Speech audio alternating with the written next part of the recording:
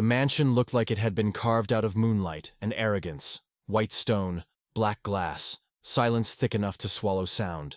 Inside, Ryan Ward decided he was done being polite about ending a marriage he'd already abandoned in heart and mind. When he bellowed, "Pack your things and get out," the whole house trembled. His shout echoed off marble walls, and the tumbler in his hand became shrapnel when it met the wall, whiskey raining down like molten gold.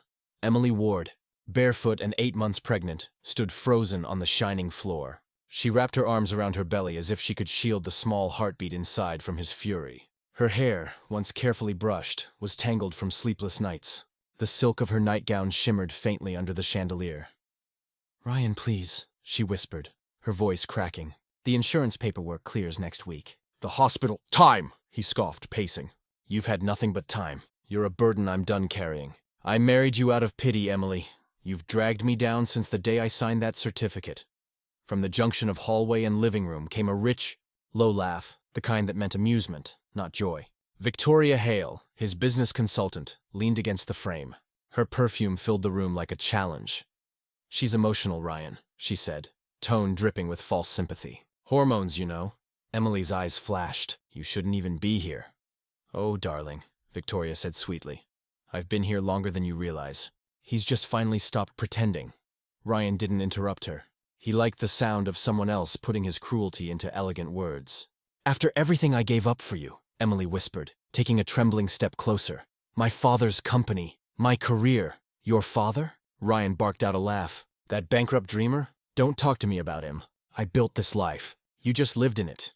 That landed the way he wanted it to." She didn't cry harder. She simply fell quiet. The kind of quiet that meant something inside her was hardening, not breaking. The front door opened suddenly. Mrs. Green, their elderly neighbor, appeared in the doorway, cardigan drawn tight. "Ryan, don't do this. She's pregnant, son."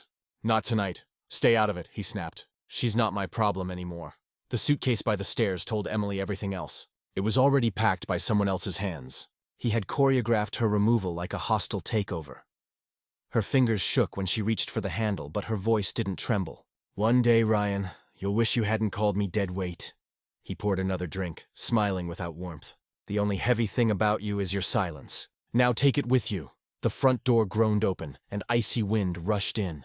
Mrs. Green's eyes glistened. "You're stronger than you think." "Silence has power, dear." Emily stepped out under the moonlight. Gravel bit her bare feet as she moved toward the gates. Behind her, Victoria's laughter climbed the staircase. Through the tall windows, Ryan raised his glass in victory. Her phone vibrated. A message from an unknown number glowed against the dark. "Your father prepared for this." The words sent a jolt through her chest. Her father, the man Ryan had mocked, had been many things, but careless wasn't one of them. Something in her, faint but fierce, flickered to life. By the following night, the Meridian Hotel roof glittered with glass, sequins, and sin. Laughter spilled through an ocean of spotlights and ego. Ryan Ward, dressed in a tailored navy tuxedo, looked as though he'd swallowed the city's confidence whole. "To freedom," he shouted, raising his glass. Crystal chimed, cameras flashed, and guests cheered. They didn't know, of course, that his pregnant wife was riding a night bus through smoke and silence while cold air cut her cheeks raw. Vanessa Hale, her crimson lipstick perfect, her hair sculpted into victory, slid up beside him, looping her arm through his. "Freedom never looked so good," she said, brushing a kiss against his cheek.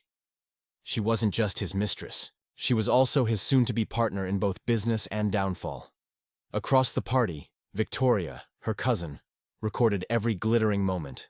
Her phone had captured Emily's humiliation the night before. Now it caught Ryan's toast. "The world needs to see what power looks like," she murmured to herself. Ryan nodded toward her lens. "Oh, they'll see power tonight." But not everyone was celebrating. At a corner table sat Blake Turner, a veteran investor with hair silvered by worry and good whiskey. He had known Ryan for years and rarely trusted any man who rose too fast. He swirled his drink, eyes narrowing.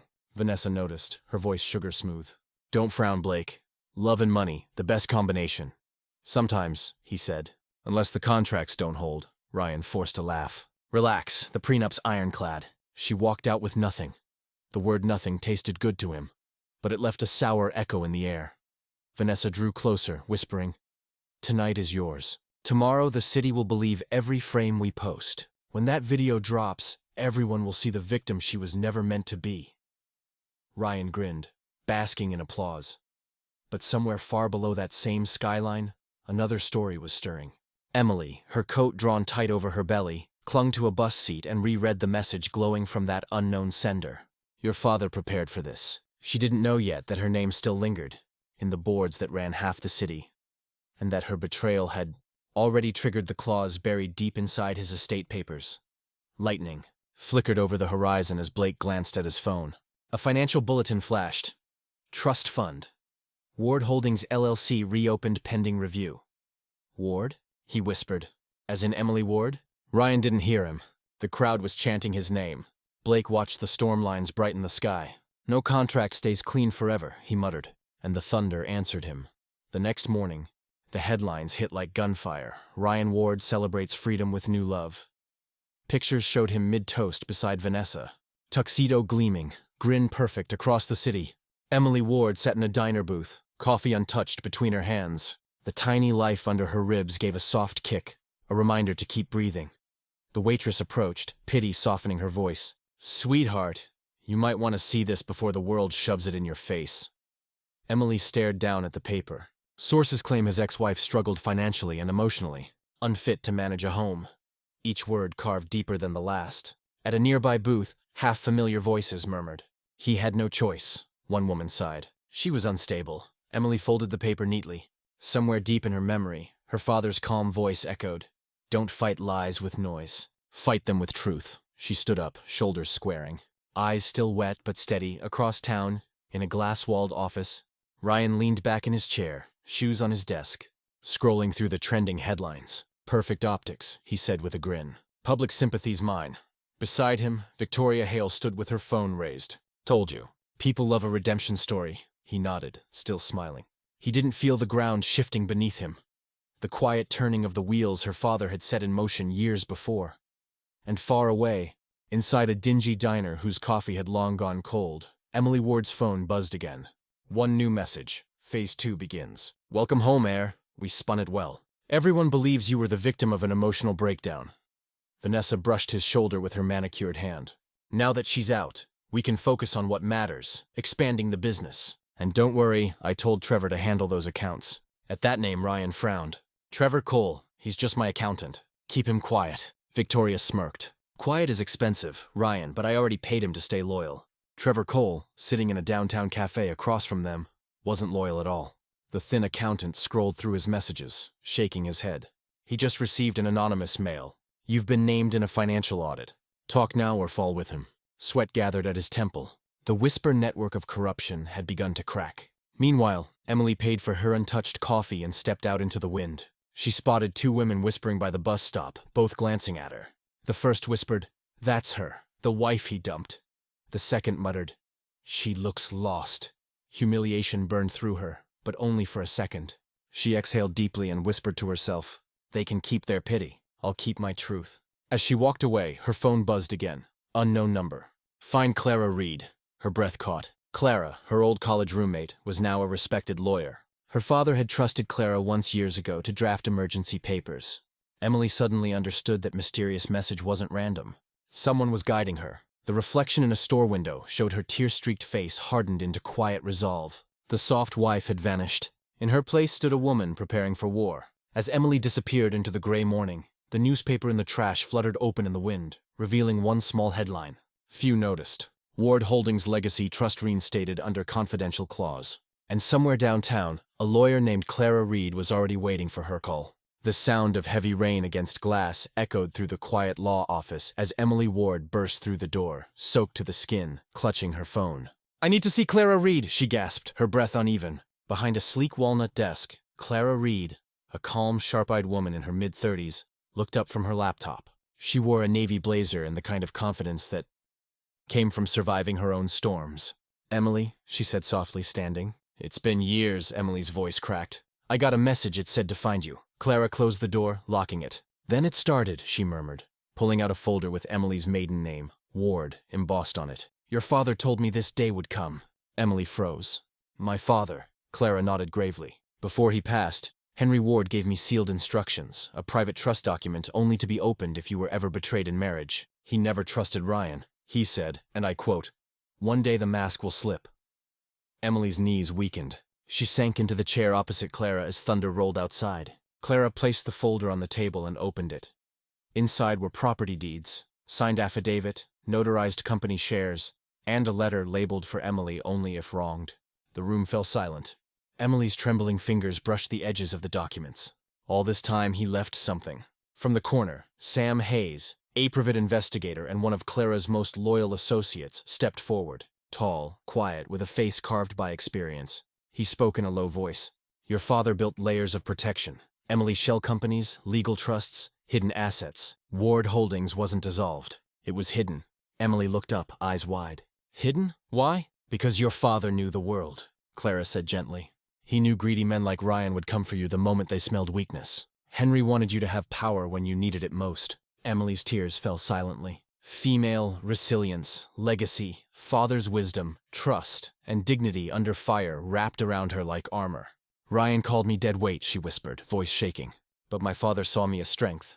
Clara leaned forward, tone firm. "Then let's use that strength. These documents prove Ryan owes the Ward Trust $20 million in unpaid investment returns. You can take back what's yours legally, quietly," Sam added. "But you'll need patience. If he thinks you're weak, he'll reveal every card he's hiding." Emily wiped her tears, a spark of determination rising. "Then I'll play along. Let him think I'm broken." Clara smiled faintly. "That's exactly what your father would have done." Outside, the storm began to ease. Inside, Emily straightened her posture. The helpless woman who begged on the porch was gone. In her place stood a strategist, calm, wounded, but rising. As Clara Ara slid the folder toward her, a single gold seal caught the light stamped with the Ward family crest. "You're not just Henry Ward's daughter anymore," Clara said quietly. "You're his heir. But someone else already suspects that." And far across town, a nervous accountant named Trevor Cole was about to make the first mistake of his life. The sound of printer machines whirring filled the office. Pages of forensic documents, bank statements, and wire transfers slid out one by one, piling into a mountain of proof. Eiley Ward stood at the center of it all, her hands trembling slightly as she read the first sheet. "This can't be real," she whispered. "Ryan's been stealing from his investors." Clara Reed, sharp as ever, adjusted her glasses. "Not just investors. He's been embezzling from the same capital your father loaned him. Every dollar he used to start his empire came from Henry Ward's trust, and he never paid it back." Sam Hayes, the private investigator, stood by the whiteboard plastered with sticky notes and red strings connecting Ryan's fake companies. "See these?" he said, pointing at names. "Blue Crest Developments, HSON Limited, Myra Reali, all shell companies under Ryan's control. He used them to move money offshore." At the far end of the room, a new face leaned forward from her laptop. Laura Kim, a quiet but brilliant financial analyst, typed rapidly, eyes locked on the screen. "I traced the pattern. He falsified property valuations, took loans against non-existent assets, then wired the funds to the Caymans." She looked up, her calm voice edged with disbelief. "This isn't business. It's organized fraud." The intensity in the room thickened. Emily's heart pounded. She remembered Ryan's words. "You're nothing but dead weight." The irony made her stomach twist. Now she realized that while she'd been crying at home, he'd been using her late father's money to build a stolen kingdom. "Can we prove it?" she asked quietly. Laura nodded. "Yes, but timing is key. If we go public too soon, he'll move the rest of the funds," Clara added. "We don't strike now. We prepare. We let him get comfortable, overconfident."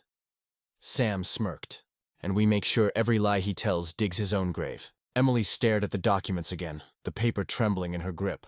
Female resilience, quiet strength, tactical silence. Her father's lessons came rushing back. "Then we wait," she said.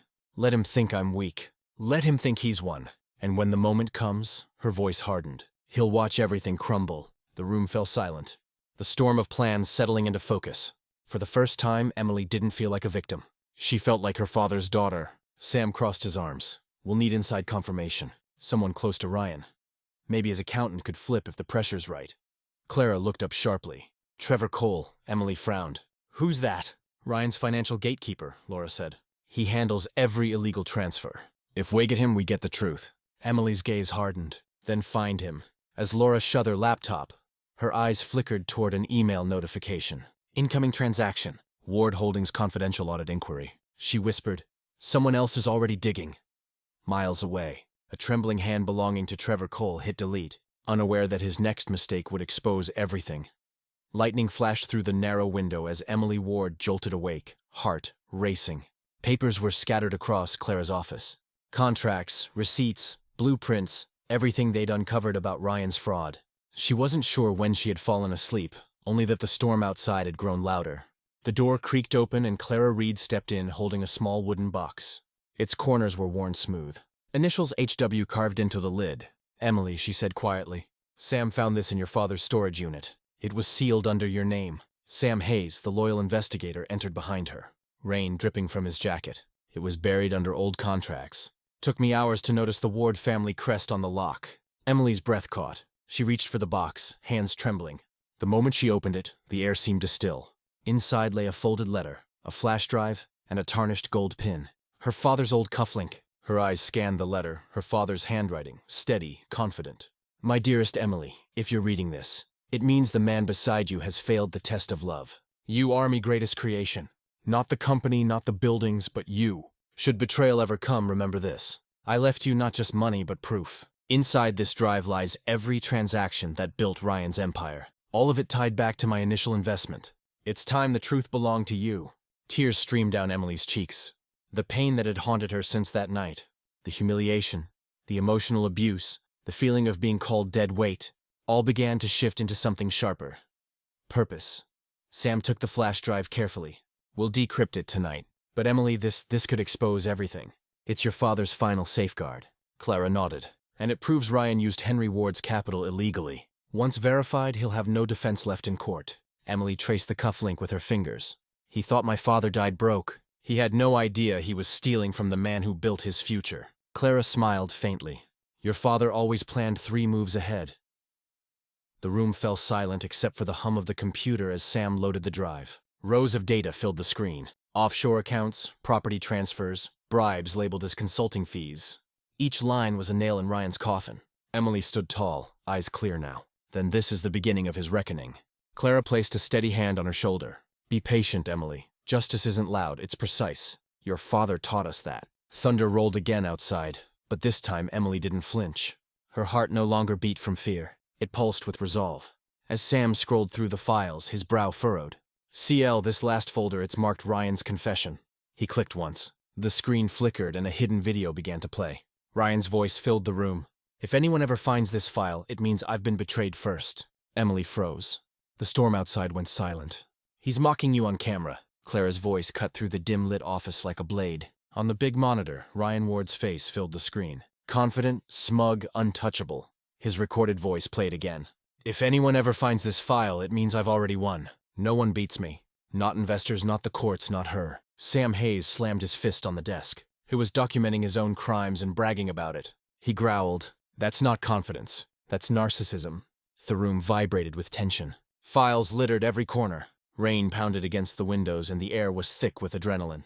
Emily Ward stood still, her arms crossed tightly over her chest. Her face was pale, but her eyes burned with quiet rage. "He really believes I'm gone," she said softly. "That's his weakness. He underestimates me." Clara took a deep breath, her tone steady but sharp. "Then let's use that. We make him think he's still in control while we pull the rug from under him." Sam leaned forward, scanning the screen. "Look here. He mentioned someone named TC during this video. He said T handled the Cayman wires. That's Trevor Cole, his accountant. If we get to him, we can prove every illegal transfer." Emily turned toward him. "Can we trust him?"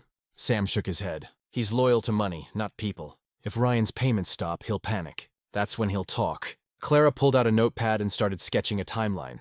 "Here's what we'll do. Step 1, make Ryan comfortable. Step 2, get Trevor nervous. Step 3, strike when the evidence is airtight." Emily's voice was calm but steady, echoing her father's wisdom. "We'll need patience.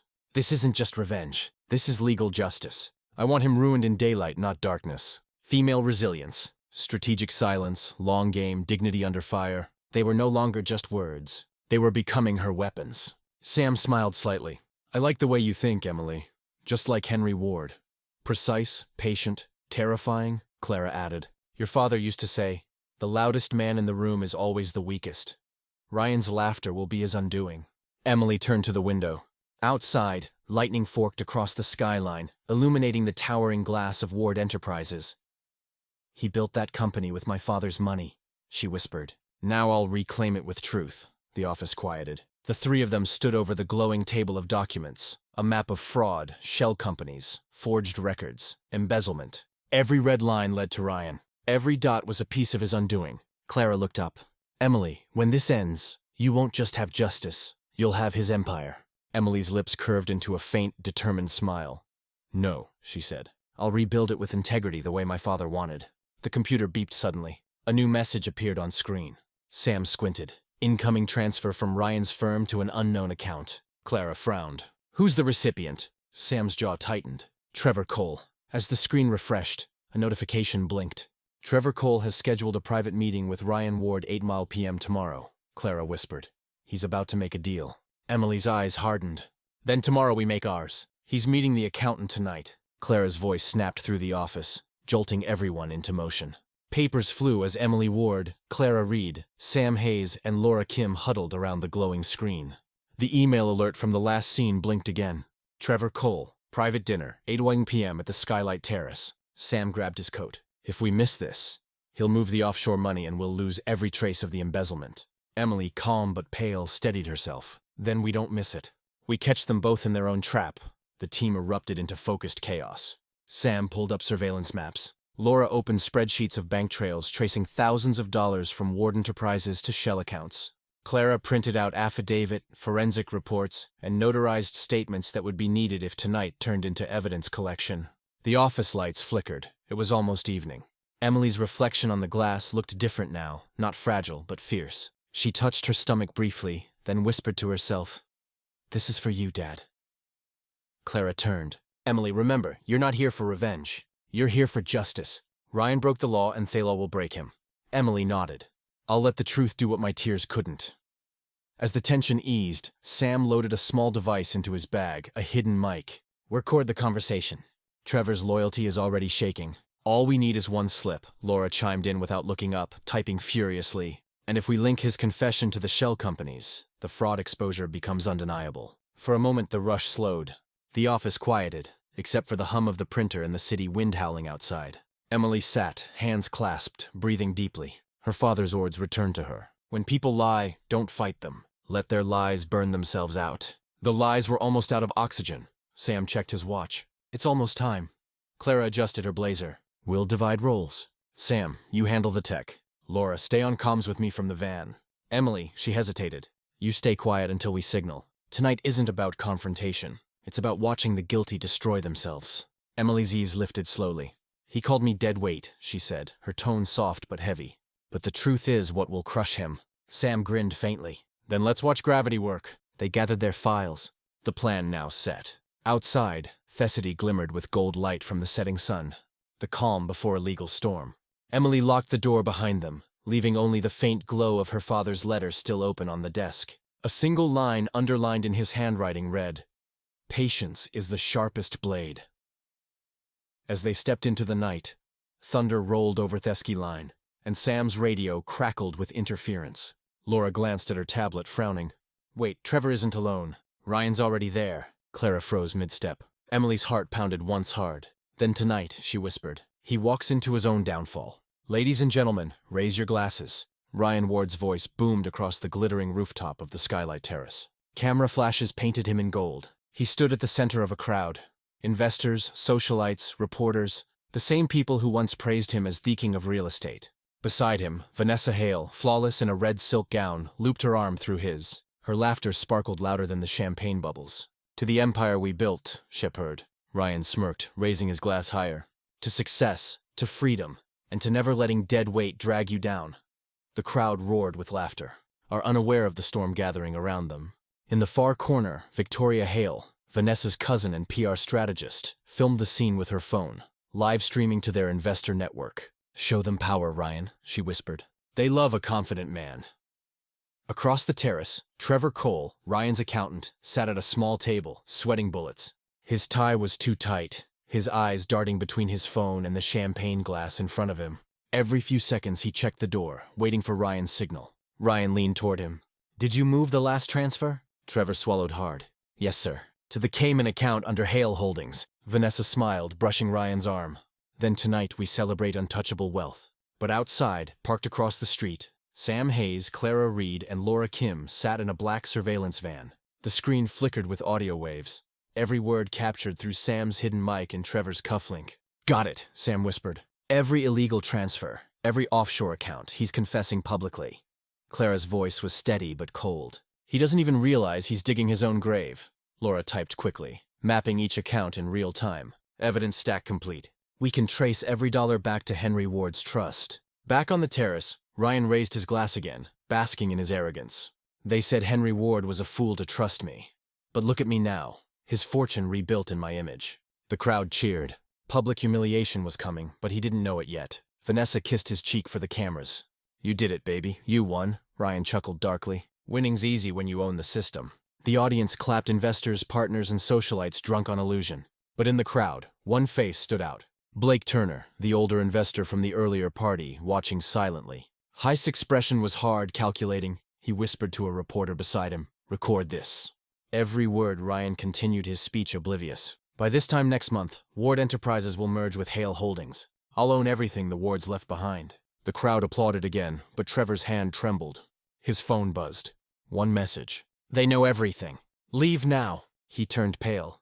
Ryan noticed. "What's wrong?" Trevor looked up, eyes wide. "We're being watched." Ryan froze. The laughter around them faded. Camera flashes stopped. Sam's voice came through the van speaker. "We've got it all. Call the press. Tomorrow morning he falls." As Ryan's smirk faltered and the crowd murmured in confusion, thunder rolled again, louder, closer this time. Vanessa turned to him, whispering, "Ryan, why are there police at the door?"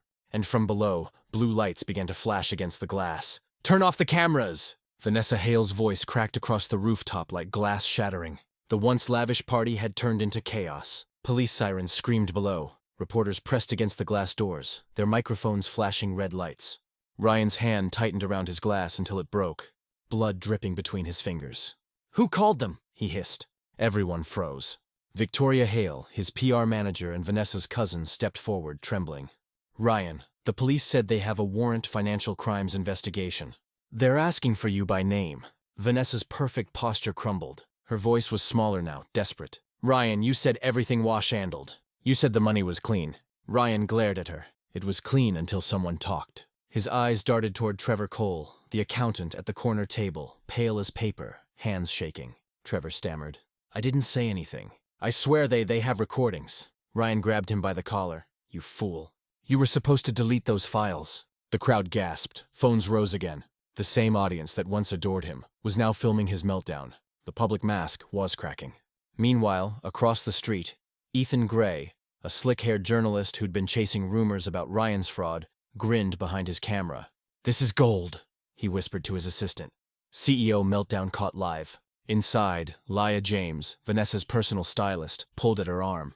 "We have to go now. This will ruin you." Vanessa shook her head violently. "No, I can't be seen running." "If the cameras catch that," Victoria interrupted sharply. "Too late." "They already are." Ryan turned on Vanessa. "You wanted fame? There's your spotlight." His tone dripped with venom and humiliation. Tears blurred Vanessa's mascara as she hissed, "Don't you dare blame me. I risked everything for you, my career, my name." He stepped closer, eyes cold, "And I risked my empire for a woman who thought love was leverage." A stunned silence followed, heavy with betrayal, arrogance, and the collapse of control. Outside, Ethan spoke into his mic. "Breaking story. Ryan Ward, once hailed as the face of corporate success, now under investigation for embezzlement and fraud exposure. Authorities confirm new evidence linking Ward Enterprises' toil legal offshore accounts." Reporters flooded into the lobby. Flashbulbs exploded. Ryan shielded his face, shouting, "No comment." "I said no comment," Victoria whispered fiercely. "You need to leave before they take you in front of everyone." Ryan sneered. "Noon takes me down. Not cops, not her, not anyone." He stormed toward the elevator, but police officers were already blocking the exit below. The murmuring crowd split like water, leaving him stranded in the center of the floor, surrounded, cornered, and exposed. Vanessa's knees buckled. "Ryan, what have you done?" He didn't answer. His face had gone pale, almost hollow. For the first time, the man who believed he controlled everything looked afraid. As officers reached for Ryan's arm, one of them spoke into his radio. "Copy that." The warrant was issued by Emily Ward's legal team. Vanessa's head snapped up in shock. "Emily," she whispered.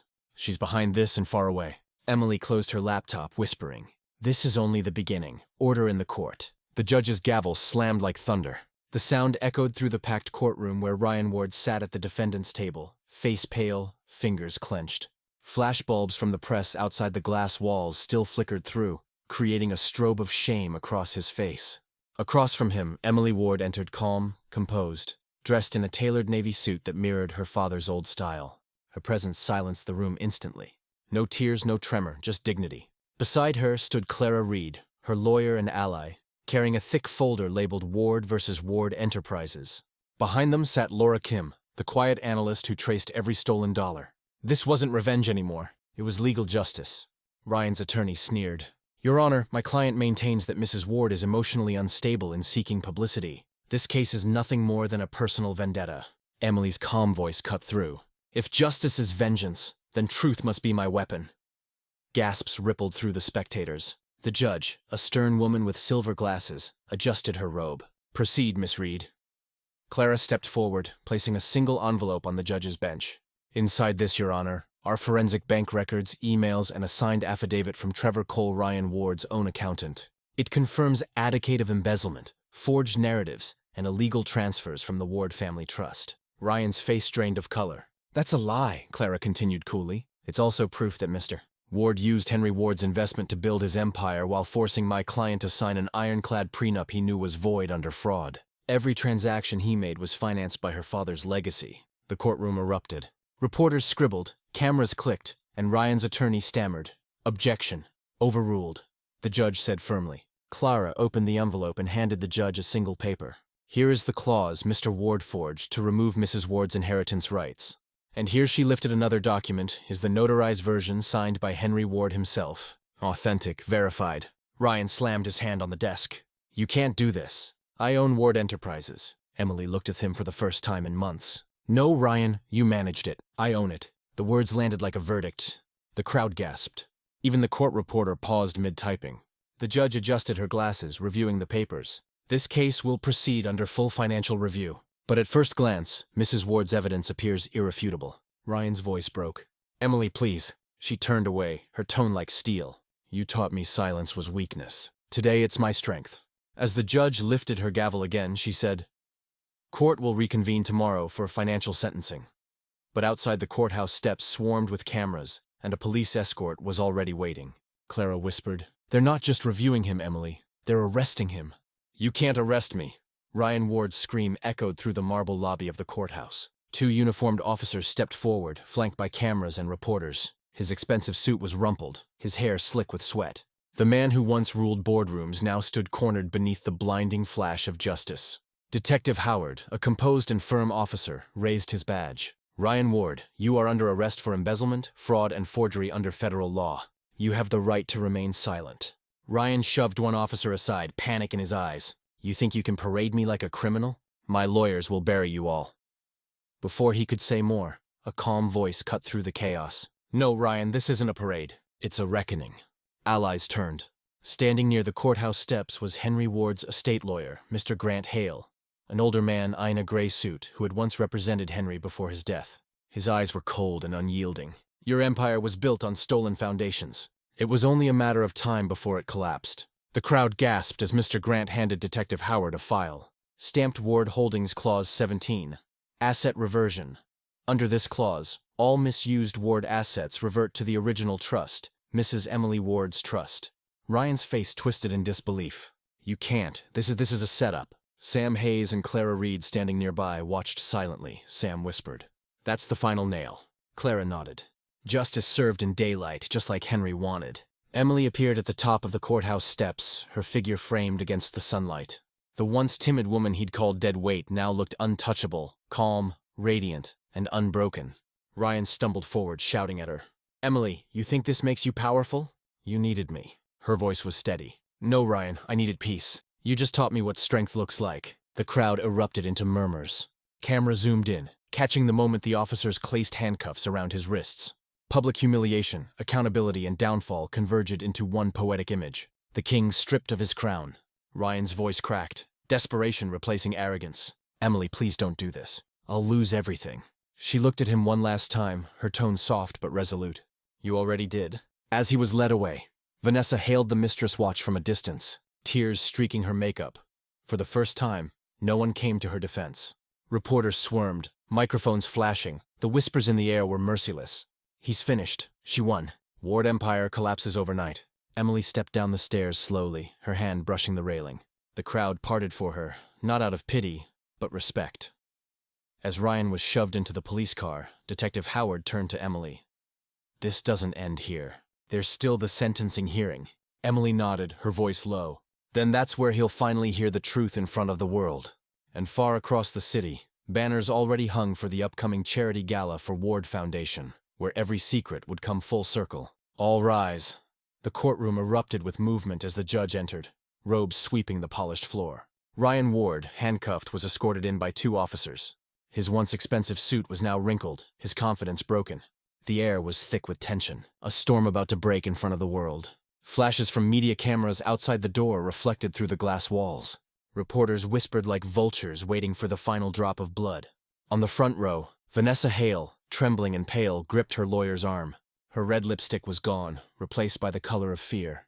At the prosecutor's table, Judge Stevens adjusted his glasses, his expression firm but unreadable.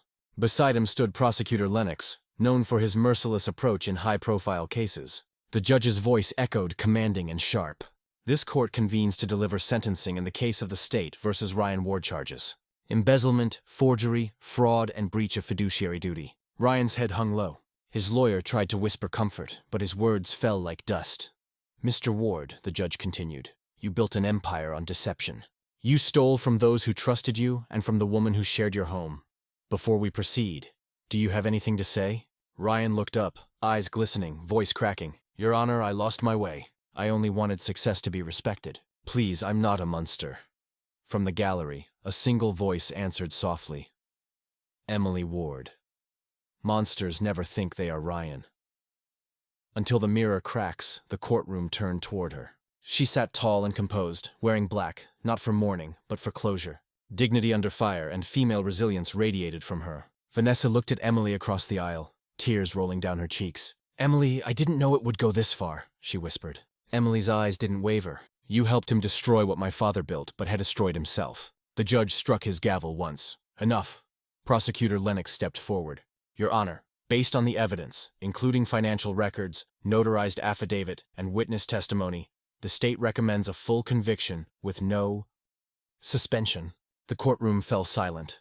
Then, in one decisive motion, the judge raised the paper. Ryan Ward, you are hereby sentenced to 5 years in federal prison, restitution of all stolen assets, and permanent removal from all corporate boards. Gas filled the room. Vanessa buried her face in her hands. Ryan froze as if time had stopped. His empire, his pride, his illusions gone. The judge's voice lowered, each word heavy as stone. Let this be a lesson. Greed destroys the greedy, and truth prevails. Reporters surged toward the aisle. Cameras flashed wildly. In the chaos, socialites whispered among themselves, she's the new owner now. Ward Enterprises issuers. Emily rose quietly, walking past Ryan without a glance. For once, his eyes followed her, not with hate, but regret. As Ryan was led away, reporters shouted Emily's name. She turned once, eyes calm, and said, my father built this legacy on honesty. I intend to rebuild it with compassion. Outside, the sound of camera flashes grew louder, and at the end of the hallway, a golden banner shimmered under the light. The Ward Foundation Charity Gala tonight. That's her, Emily Ward. Reporters swarmed the grand marble steps of the Ward Foundation Charity Gala. Flashbulbs bursting like fireworks. The night shimmered with gold intention. Every guest, every camera, every whisper turned toward the woman walking up the crimson carpet. Emily Ward moved through the chaos in a sleek black gown, calm, poised, and radiant, no longer the trembling wife who'd been thrown out into the cold. She was now the head of the empire her father built, the woman who turned betrayal into rebirth. Beside her walked Clara Reed, her loyal lawyer and ally, smiling proudly. Laura Kim, the financial analyst, stood just behind them, clutching the final restoration documents. Together, they had rewritten the ending, but from the crowd, a broken figure stumbled forward. Ryan Ward, dressed in a plain gray suit, escorted by 2 officers. The court had allowed him one brief appearance before his transfer to federal prison. The press exploded with flashes. Gas rippled through the air. Ryan's voice cracked. Ash called out, Emily, please just listen. The officers hesitated, glancing at her. The entire crowd froze, watching the once powerful man plead before the woman he destroyed. Emily turned slowly, her expression unreadable, dignity under fire. "You wanted to speak, Ryan. Say it." He stepped closer, voice shaking. "I lost everything. My company, my home, my life. You've proved your point, but please, I can't lose you." The crowd held its breath. The world seemed to pause. Emily's voice was soft but unflinching. "You didn't lose me, Ryan. You threw me away the moment you called me dead weight." Ryan's eyes filled with regret. "I was wrong." Clara stepped forward protectively. "Mr. Ward, that's enough." But Emily raised her hand gently. Her gaze never left him. "You thought power came from control. My father taught me it comes from truth, kindness, and integrity. That's what you'll never understand." Ryan dropped to his knees, tears cutting through the arrogance that once defined him. Cameras flashed like lightning. Reporters whispered, "She forgave him publicly." But Emily shook her head. "Forgiveness isn't weakness, it's freedom. I wish you peace far from my world." The officers lifted him gently. Ryan looked back one last time, whispering, "You won, Emily." She met his eyes. "No, I healed." As the doors closed behind him, the gala lights dimmed. Emily turned toward the stage. The orchestra quieted. The guests rose in applause as she stepped to the microphone. "This foundation," she began, "isn't built on revenge but renewal. My father believed wealth should heal, not harm. Tonight we relaunch the Ward Foundation for women who've been silenced, betrayed, or broken. Because silence," she smiled faintly, "can build strength." The audience erupted in emotion, standing ovation, tears, pride. In that moment, female resilience, grace under pressure, and justice served merged into a single truth. She had reclaimed her legacy. As the applause thundered, a soft breeze swept across the marble floor, brushing against her father's portrait beside the stage. Emily looked up, eyes glistening. "You were right, Dad," she whispered. "Patience was the sharpest blade." And for the first time, the silence was not painful. It was peace.